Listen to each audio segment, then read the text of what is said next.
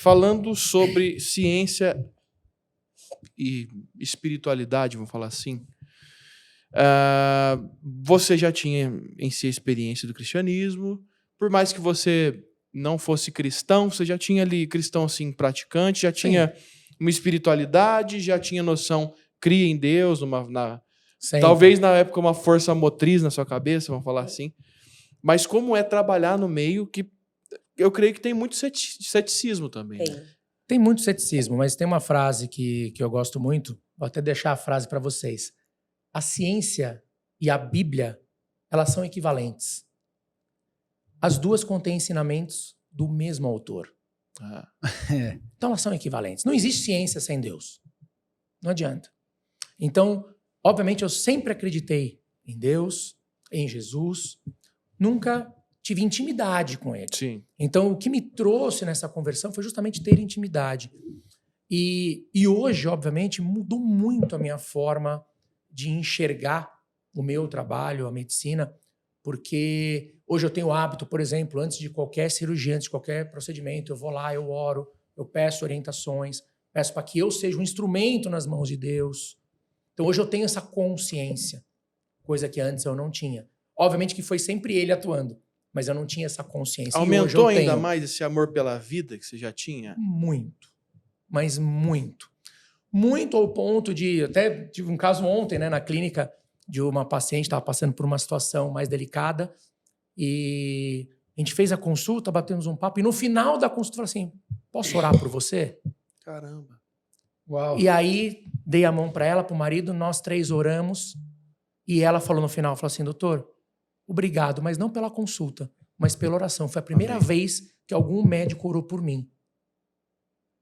Uau. Então muda a coisa, porque você começa a ter uma visão mais ampliada, uma visão 360 do que está acontecendo. Você não fica só aqui. O cara que está focado só na ciência, né? Eu costumo dizer que assim, um pouco de ciência te torna ateu. Né? O muito de ciência te faz cair de joelhos na frente do Criador. Porque é realmente você entender e compreender a grandiosidade. Que não somos nós que levamos a cura ou que fazemos a cura. Né? Nós somos apenas um instrumento. Nós somos capacitados por ele para isso. Milagre todos os dias. E é isso. Quais as maiores experiências que vocês já tiveram sobre milagre? Porque a ciência em si tem o seu limite. Né? Sim. A gente viveu com a sua mãe, né? Com a minha sogra. Eu tive muitas experiências. Vou contar uma mais para trás. Vou contar da minha mãe, mas antes eu vou contar uma que eu tava de ouvir, né? De quando Deus fala com a gente. Quando a gente vai criando essa intimidade, a gente reconhece a voz de Deus no meio de qualquer multidão, né? E isso que é muito maravilhoso, a gente viver isso. E eu lembro que eu tava na residência médica e eu chegava no plantão e tinha muitas pacientes internadas para fazer o procedimento de curetagem, porque já tinham tido algum abortamento e aí tinha que terminar a limpeza do útero. Então, às vezes a gente tinha 8, 10 na sequência já agendada. Então, algum médico internava, o médico do andar internava, passava a visita na paciente, tal, deixava ela pronta para cirurgia e eu ficava no centro cirúrgico recebendo essas pacientes e levando para o centro cirúrgico, fazia anestesia e fazia procedimento. Então, era uma atrás da outra mesmo. Então, a paciente que chegava no centro cirúrgico, ela já tinha sido vista por outros médicos, pelos chefes do plantão, estava tudo certinho. Então, a gente só realmente encontrava a paciente no centro cirúrgico já anestesiando para fazer o procedimento. E eu tava lá, tinha feito umas 4, 5, tava indo para a sexta do dia, e todas ok, eu olhava o prontuário e tal, fui fazer. E aí eu fui para uma, e na hora que ela chegou a anestesiar, tava tudo certo com o prontuário, só que na hora que eu fui fazer o procedimento, eu não consegui.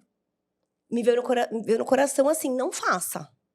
Aí eu falei, gente, aí eu assim, recuei, aí limpei, tipo, comecei a pensar, orar, falei, o que tá acontecendo, tal, fui de novo, não faça. Esse bebê está vivo. Nossa. Aí eu falei, gente, nossa mesmo, eu falei, gente, como assim? Ela tá anestesiada no centro cirúrgico, já foi vista no outro andar. Eu vou ter que tirar a paciente daqui, levar ela pro ultrassom, vão me xingar pra caramba, tal, mas eu falei, eu sou obediente, eu posso ter todo o medo do mundo, mas a minha fé me faz ser obediente, sou muito obediente. Eu recebi uma palavra, eu falei, então eu vou ver o que tá acontecendo. Daí eu falei pro anestesista, eu falei, a gente vai ter que parar o procedimento. Ele, não, isso na sua clínica? Não, eu tava no hospital público residente. Isso. E quando a gente é residente, a gente responde pros chefes do plantão. Então, assim, tava todo mundo... Nossa, mas tipo, você tá na clínica dela, não. Eu quero... Manda sou eu, tava né? No hospital, e uma atrás da outra. Nossa. Aquela demanda rápida, corrido e tal. E eu paralisei ali naquela mulher. palpei o útero dela, achei ele um pouquinho grande, mas assim, e tava lá na descrição que ela tinha feito ultrassom e que tava com batimento cardíaco ausente do bebê. Mas me deu algo ali, algo, né? Hoje eu sei, Deus. Uhum. E aí eu pedi, aí foi maior confusão, porque não queriam. Não, mas já foi vista, ela já fez ultrassom. Tudo. Aí eu falei, olha, por favor, vamos fazer. Falei, eu só tô te pedindo 15 minutos, a gente chama um ultrassom aqui móvel, tal, a gente coloca, eu só quero ver se tem batimento ou não, tal, não sei o quê. Trouxe o ultrassom, como a gente colocou, Nossa. batimento cardíaco lá, o bebê. E a galera?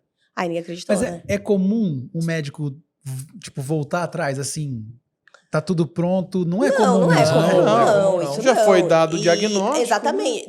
E assim, e tava... A descrição não é que teve erro dos outros médicos, tá? Ali realmente é isso. Sim, A sim. descrição, ele tinha feito um ultrassom, Normal, tava laudado procedimento. como, infelizmente, um abortamento mesmo, tal, mas eu palpei o útero dela, achei maior, então aí a gente fica, né? Quem quer explicar racionalmente, fala, então deve ter trocado o exame, deve isso, deve ter aquilo, não. Porque eu acredito que a fé daquela mulher era muito grande. Amém. E se ela foi dada a palavra que ela ia ter um filho vivo, aquele filho estava vivo, e aí a gente interrompeu o Glória a procedimento e não Deus. foi feito nada. Caramba. Então isso me marcou muito na minha época. E eu tive uma outra questão, o ano passado, em fevereiro, com a minha mãe. Minha mãe teve uma internação por herpes zoster, e que é um vírus que ele acaba atrapalhando toda uma parte nervosa. Ela teve uma neuralgia, né? uma neuralgia, e ele é como se os nossos nervos tivessem uma capa, como se fosse um fio de condução. E essa doença, ele tirasse essa capa e o fio ficasse É como exposto. se deixasse um fio desencapado no corpo Então, todo, ela na fica parte tendo, nervosa. ela fica tendo dor e choque o tempo todo. E dor muito intensa. Intensa ao ponto de que ela fez 10 unidades de morfina, 10 doses de morfina e a dor não passava. Nossa. Dela ficar alucinando na UTI com uma dor assim absurda, chorando, uivando de dor. E ela me mandou uma mensagem assim, filha, a dor tá tão forte, se eu fosse ter um bebê, se eu tivesse, né, pra ter um bebê, estaria na hora de parir, perto da hora de parir. Que a dor, assim, parece que, nossa, me esmaga meu corpo inteiro. Isso quando ela tava ainda acordada. Enfim, minha mãe internou, ficou internada. E eu compartilho muitas coisas na rede social, do meu dia a dia, estilo de vida, esporte e tal. Mas eu não senti vontade, assim, naquele momento de compartilhar essa doença da minha mãe. Porque eu não tava nada bem, eu só chorava, eu tava mal, queria ficar reclusa, orando. Mas Deus falou comigo, você tem que compartilhar. Porque isso você pode ajudar outras pessoas. E aí não, Deus, não quero compartilhar nada tal. Mas Deus, de novo, colocando no meu coração. Aí eu vim na rede social e falei, gente, tô sumida mesmo, todo mundo perguntando. Falei, tô sumida, minha mãe não tá bem, ela tá na UTI. Então, a gente tá orando muito, porque todos os remédios não estão dando certo, nenhum tratamento tá dando certo, nenhum médico sabe o que tá acontecendo, que todos os protocolos que estão fazendo nela não tá resolvendo, ela tá só piorando, já tá internada, ela ficou acho que 10 dias internada. Então, assim, a gente tá na oração e acreditando muito no propósito de Deus, tal, e falei rapidinho, tal, e pronto. E nesse dia a gente ia fazer uma live. Uma live não, a gente ia fazer uma ocorrência de oração lá com a família. E aí o Domingos falou, vamos abrir uma live. Eu falei, não, amor, ele não falou, vamos abrir uma live. E tinha... Nesse sentido, a gente abriu uma live e... Na UTI. Ver quem quer entrar pra orar junto com a gente. Vocês estavam na UTI? Na A gente UTI, tava na dentro da UTI, dentro da UTI.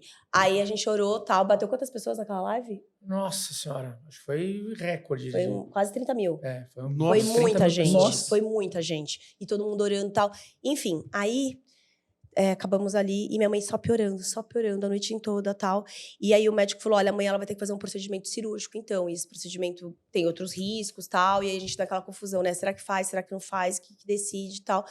E aí eu falei, ai Deus, eu queria tanto que minha mãe não sentisse mais dor e ter a certeza de que esses reflexos que ela tá tendo, ela não vai se lembrar. Porque se ela não se lembrasse, a gente suportaria terminar o tratamento e ela ficaria bem. Porque, na verdade, se você dá o remédio para ela parar de sentir dor, tem que aprofundar ela muito na medicação. E ela tava perdendo e aí começa a perder a consciência, afetar afetar o rim, afeta a visão. Então, uma pessoa de mais idade, risco até de óbito.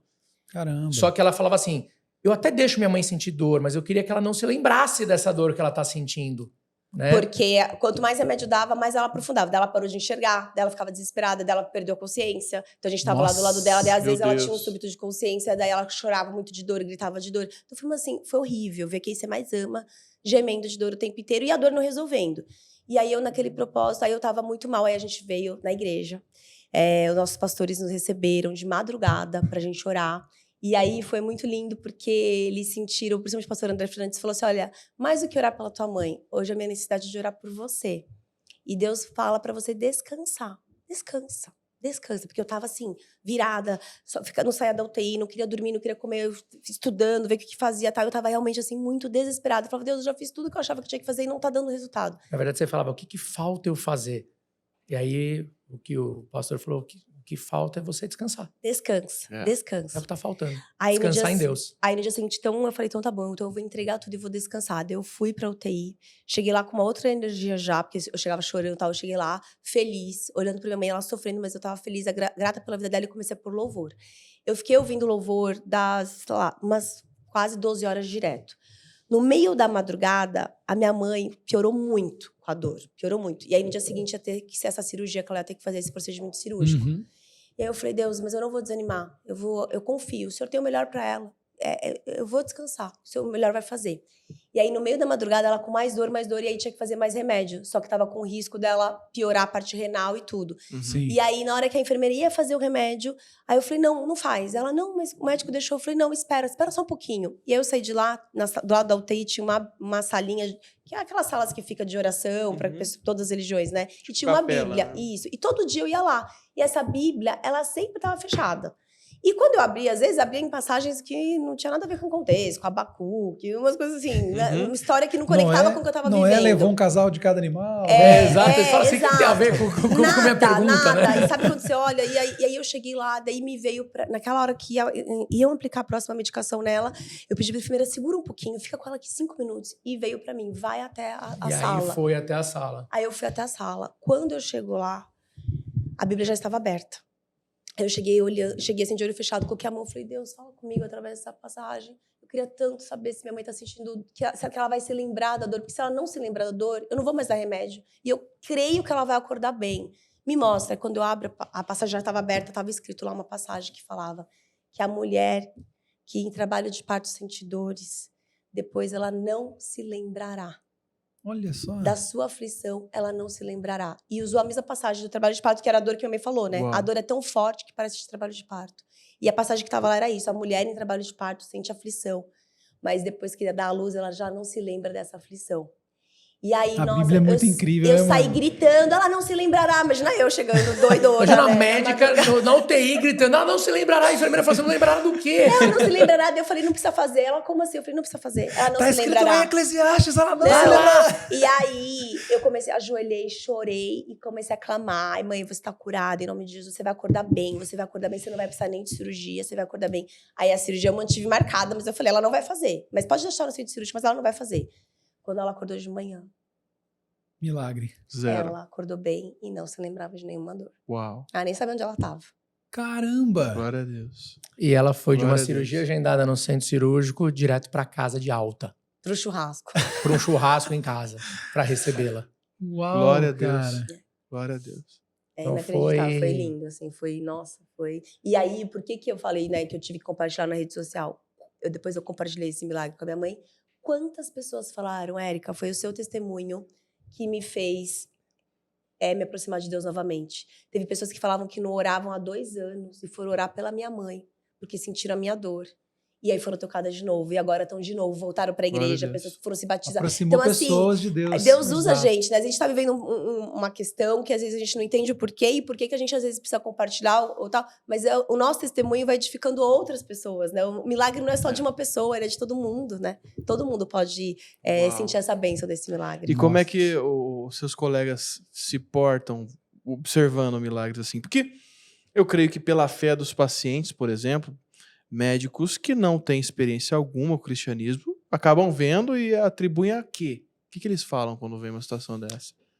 Muitos, assim, eu não diria que os médicos são ateus, porque não são. A maioria são cristãos, porque creem em Jesus, acreditam em Deus, mas não são praticantes. Quando acontece uma história dessa, fala, foi milagre, foi Deus. Mas ok, Tua fé te beleza, salvou. a tua fé te Sim. salvou e morreu ali o assunto, entendeu? É uma fé rasa, né? É uma fé muito rasa. E são pouquíssimos que são realmente ateus. Então, eu acredito que sim, eles acham que foi realmente um milagre. Acreditam que foi Só não realmente são um milagre. aprofundados Só em não se Jesus. aprofundam, Tem né? muito estudo já hoje em dia mostrando, né, o resultado de pacientes, por exemplo, pacientes oncológicos que estão em tratamento para câncer. Um grupo de pacientes que tem fé, que exerce a fé realmente, e um O grupo poder que da não. oração, né? Então, o poder da oração, o resultado em relação ao tratamento, vai muito melhor naqueles que têm fé, naqueles que estão em conexão espiritual. Então, existe isso. E hoje em dia está abrindo bastante. E a gente quer, muito através do Instituto, também ter essa possibilidade de fazer trabalhos científicos a partir disso. De ver como que a gente pode unir Eles a faziam fé até com a live ciência. hoje. Eu lembro na época do Covid que falou assim, vocês não podem visitar, mas minha mãe ficou internada, quase morreu também. Mas podia fazer live, vocês querem orar por ela, vocês querem colocar música pra ela ouvir alguma coisa. Sim. E hoje a galera dá muita abertura pra isso, né? Sim, sim. Então a gente acredita e assim, e tem comprovação, então a gente quer muito, né, também através O que a gente quer é cada vez mais integrar ciência e fé, Glória a né? E mostrar para as pessoas que realmente a fé tem que vir antes da ciência e não a ciência antes da fé. A gente não tem que tentar tudo da ciência primeiro e no final, quando tá tudo desenganado, agora eu vou me apegar à fé. Não. Você apega primeiro à fé e deixa a ciência fazer o papel dela concomitante. Por isso que eu falei, né, que a fé e a ciência são equivalentes. Mas a gente também valoriza muito de entender disso, do quanto a ciência é importante, porque a gente jamais, por exemplo, fala para um paciente, olha, então vai para tua casa, não faça nada, Ora e não toma o remédio. Não adianta, né? Então, não, mas isso é importante porque a gente sabe que hoje em dia tem de tudo. Então a gente acredita muito nisso, que a gente tem que ser o nosso melhor profissional, o mais atualizado, trazer o que existe de melhor, de moderno, de tudo, de dar todas as possibilidades para esse paciente. E sim, atrelado a isso, ela vai ter a fé dela e a gente vai andar junto. E aí isso é o melhor dos mundos. É igual pedir um emprego pra Deus e entregar o currículo, né? Exato. É a mesma Ou coisa. ficar em casa só, sem fazer nada. Não vou aceitar Eu nada. tive um caso também, muitos anos atrás, antes de me converter.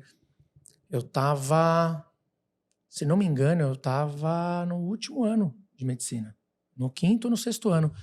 E tava no pronto-socorro, dando plantão, ali como aluno, junto com os professores. E chegou uma parada cardíaca. Chegou uma parada cardíaca, aí aquela coisa, sala de emergência, todo mundo, aí tem todo É uma loucura, o né? aparato, uma loucura. Tem quem faz a massagem, tem quem vai entubar, quem oxigena, quem aplica a droga. Então tem todo um protocolo de seguir de parada. E eu ali, estava na época como aluno, observando. E aí estava observando, e eles muitas vezes colocam o aluno para massagear, para ensinar como é que faz a massagem cardíaca. A gente já havia aprendido. Então, depois já tinha dado uma meia hora de parada cardíaca, né? O paciente ainda não tinha voltado. Aí eu estava lá massageando. Se não me engano, eu tinha dado já quase 1 hora de parada. Já tinha até passado do tempo normal de protocolo, de parar a assistência. Assim, bom, vamos decretar o óbito, o paciente faleceu. Pode parar, não tem mais o que fazer. E aí eu falei, professor... Eu não sabia nem que tinha esse tempo todo. Tem um tempo. Tem um tempo, né? Porque Como eu tenho mania de Não é ficar um vendo tempo esse todo, por negócio, isso que eu sabia. passou, por isso que chegou a quase 1 hora. Mas é um tempo... Você tem um protocolo. Eu não sabia disso. Na A nossa pessoa pode cabeça, ficar- geralmente, é 5 minutos. Daí, eu achei que é tipo, parou. Não, é que na verdade, às vezes quando a gente fala parada cardíaca, depende de como esse paciente parou. Ele pode parar em assistolia, ele pode parar em fibrilação ventricular, ele pode parar em atividade elétrica sem pulso, tem várias formas de parada. tá. Tem, tanto que às vezes você faz o choque, às vezes você não faz o choque, depende do tipo de parada. Então a assistência vai continuando. Se você faz o choque, o paciente volta, mas ele para de novo, você continua a massagem. Então é todo um processo Sim. que Mas leva. às vezes você fica muito tempo mesmo, porque o paciente ele Às dá vezes ele sinais vai que e ele tá volta, voltando. ele vai e volta 4, 5 vezes nesse E aí, processo, entendeu? entendeu? Então, você Até fica- que ele vai Fica e não volta naquela mais. linha sempre ali. Isso. Exatamente. E aí, nessa assistência, na hora que iam decretar o óbito, eu falei, vocês se importam se eu continuar um pouco mais? Assim, quero... Não vou dizer que foi, na época, que foi Deus que me falou isso, mas me deu vontade. Eu falei, queria continuar a Você massagem um sentiu pouco que- mais. Pode ser? Aí a professora falou, tá bom, vamos dar mais 5 minutos, então, de assistência parada. E o cara não voltou e não parou mais. 1 hora depois. Caramba! É milagre, mesmo. Não tem O jeito. cara voltou e não parou mais. E detalhe, não ficou com sequela. Uau. É porque uma Que hora falta já- oxigênio. O cara geralmente, voltou, né? lógico, depois ficou entubado um tempo, depois Sim. quando voltou, acordou com consciência, Glória tudo a normal. Deus. Eu conversei com a família depois, conheci tudo. Mas foi assim, um lapso daquela coisa. Se o professor tivesse decretado Sim. Tem um toque. Parecido- no final da parecido com a história assistência dela e eu não também, né? tivesse dado É. continuidade, o cara Ah, teria É morrido. verdade. Sim, É sim. verdade. Então tem sempre alguma força maior, né? Quem chama de força maior, mas que A hoje gente já nós sabemos sabemos quem é, quem é. Então esse foi uma experiência.